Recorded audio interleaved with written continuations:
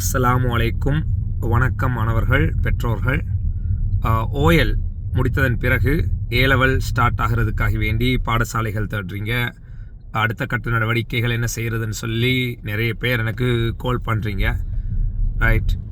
So எல்லாருக்கும் தனித்தனியாக விளக்கம் கொடுக்க முடியாததால் நான் இந்த வீடியோ போடுறேன். இதில் மெயினாக எல்லாரும் கேட்குற விஷயம் ப்ரைவேட்டாக ஏலெவல் செய்கிறது எப்படின்னு சொல்லி, இதால் வரக்கூடிய நன்மைகள் தீமைகள் பற்றி கேட்குறீங்க. தீமைன்னு சொல்லி எனக்கு சொல்கிறதுக்கு தெரிய இல்லை, சரிதானே? நன்மைகள் தான் நிறைய இருக்குது. ரைட். என்னென்னு சொன்னால், எல்லா மாணவர்களுக்கும் ஒரே விதமாக இருக்கிறது இல்லை. பாடசாலைகள் எல்லா மாணவர்களுக்கும் எல்லா பாடத்துக்கும் ஆசிரியர்கள் இருக்கிறதும் இல்லை, ஒழுங்காக நடக்கிறதும் இல்லை, ஒரு சில பாடசாலைகளை தவிர. ஸோ இன்றைக்கி நிறைய மாணவர்கள் ப்ரைவேட்டாக ஏலெவல் அதனால் செய்கிறாங்க. ஏனென்றால் இது ஒரு மிக முக்கியமான ஒரு போட்டி பரீட்சை, சரியா? மொத்தம் 11,000க்கும் மேற்பட்டாக்கள் 9A மாத்திரம் எடுத்திருக்கிறாங்க. அப்படின்னு சொன்னால் 8A எத்தனை பேர் எடுத்திருப்பாங்க, 7A எத்தனை பேர் எடுத்திருப்பாங்க. நான் இன்றைக்கி ஒரு போஸ்ட் ஒன்று போட்டேன்.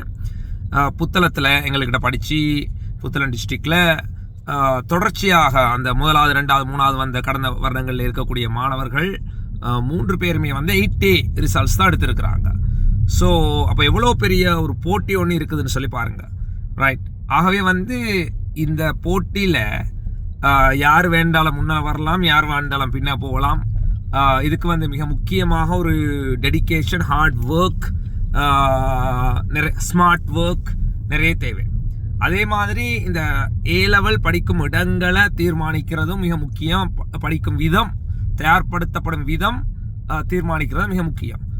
டைமை வேஸ்ட் பண்ண இயலாது. இந்த 2 வருடங்கள்லையும் டைமை வேஸ்ட் பண்ண இயலாது.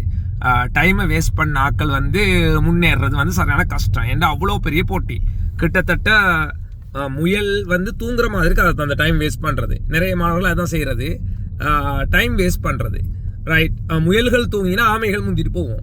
இதுதான் நடக்கிறது ஏலெவல்லையும். அதுதான் நடந்திருக்குது நிறைய இடங்கள்ல. ரைட். ஆகவே முயல்கள் ஓட துவங்கினு சொன்னால் ஆமைகளால் ஒரு நாளுமே பிடிக்க முடியாது. அதுதான் உண்மை. எனவே எல்லாரும் நல்ல உயர்ந்த ரிசல்ட்ஸ் எடுத்த ஆக்களும் கடுமையாக தயார் ஆக வேண்டிய ஒரு சூழ்நிலை இதில் இருக்குது. ரைட். ஸோ நான் இப்போ இந்த ப்ரைவேட்டாக ஏலெவல் செய்கிறத பற்றி கொஞ்சம் சொல்லலாம்னு நினைக்கிறேன். முதலாவது, இந்த ப்ரைவேட்டாக ஏலெவல் செய்கிறதுக்கும் கவர்மெண்ட்டில் ஏலெவல் செய்கிறதுக்கும் ஏலெவல் பரீட்சை கட்டணமாக ப்ரைவேட்டில் செய்கிற ஆக்கள் ஒரு 400 ரூபாய் பரீட்சை கட்டணம் செலுத்த வேண்டி வரும். ஸோ அவ்வளோதான் நீங்கள் செலவழிக்க போகிறது எக்ஸ்ட்ராவா. மற்றபடி ப்ரைவேட் கிளாஸஸ் அது கவர்மெண்ட்டில் படிக்கிறாக்களும் போகிறது, ப்ரைவேட்டில் தயாராகிறாக்களும் போகிறது, அதெல்லாம் நடக்கும். ரைட். அந்த செலவுகள் கிட்டத்தட்ட ஒரே மாதிரியானதாக தான் இருக்கும். எக்ஸ்ட்ராவாக அதனால் வரக்கூடிய டிஸ்அட்வான்டேஜுங்கிற அந்த 400 ரூபா எக்ஸ்ட்ராவாக எக்ஸாமுக்கு கட்டுறது தான். மற்றபடி யூனிவர்சிட்டிக்கு போகிறதுக்கெல்லாம் எந்த பிரச்சனையும் கிடையாது. ஏன்னு சொன்னால், கடந்த 3 வருடமாக மெடிக்கல் ஃபேக்கல்ட்டிக்கு ப்ரைவேட்டில் நாங்கள் ஒரு ப்ரைவேட் காலேஜ் வச்சுருக்கிறோம். ப்ரைவேட்டாக தயார்படுத்துகிற மாணவர்களுக்காக வேண்டி, சரியா? அதில் இருந்து மெடிக்கல் ஃபேக்கல்ட்டிக்கு போய் கொண்டிருக்கிறாங்க. அதே போல் ரேங்க்ஸ்லேயும் பிரச்சனை கிடையாது. ஏன்னு சொன்னால் 2024 ரைட், புட்லம் டிஸ்ட்ரிக்ட் 4th வந்தது எங்களோட ப்ரைவேட் காலேஜில் படித்த ஒரு மாணவர், சரிதானே? ஸோ அப்போ ரேங்க்ஸ்லேயும் ஏதாவது திருத்துற நேரம், பேப்பர் திருத்துற நேரம் குறைவா மார்க்ஸ் போட்டு கொடுத்துருவாங்களோ அந்த மாதிரி எல்லாம் நீங்கள் என்ன தேவையில்லை. நீங்கள் பேப்பரை நல்லா செய்தீங்கன்னு சொன்னால் உங்களுக்கு டிஸ்ட்ரிக்ட் ஃபர்ஸ்ட்டையும் அவங்க போட்டு தருவாங்க. ரைட். எனவே ப்ரைவேட்டாக போகிற ஆக்களுக்கு பேப்பர் ஒரு மாதிரி திருத்துறதும், கவர்மெண்ட்டாக போகிற ஆக்களுக்கு இன்னொரு மாதிரி திருத்துறதும் அப்படியெல்லாம் ஒரு எண்ணமே தேவையில்லை. அப்படி செய்ய போகிறதும் கிடையாது. நீங்கள் தயார்படுத்துகிற விதத்தில் தான் எல்லாம் இருக்குது. அடுத்தது நிறைய பேர் கேட்குறது என்னன்னு சொன்னால், எந்த மாவட்டத்தை கன்சிடர் பண்ணுவாங்கன்னு சொல்லி. நீங்கள் எந்த மாவட்டத்தில் பிறந்தீங்களோ அந்த மாவட்டத்தை தான் கன்சிடர் பண்ணுவாங்க. அதாவது பிறந்து இப்போ வதிவிடம், உங்களோட வதிவிடம் இருக்குது. இப்போ உங்களோட ஐடி அட்ரஸ் எதில் இருக்குதோ அந்த மாவட்டம் தான் கன்சிடர் பண்ணப்படும், சரிதானே? பிறந்து வதிவிடம், பிறந்தது மட்டும் இல்லை. இப்போ தற்பொழுது என்ன வதிவிடம் 2 வித்தியாசப்பட்ட வதிவிடம் மாவட்டம் தான் எடுப்பாங்க. பிறந்த மாவட்டம் ஒன்று, வதிவிடம் ஒன்றுண்டா வதிவிடம் மாவட்டத்தை தான் என்ன எடுப்பாங்க, சரிதானே?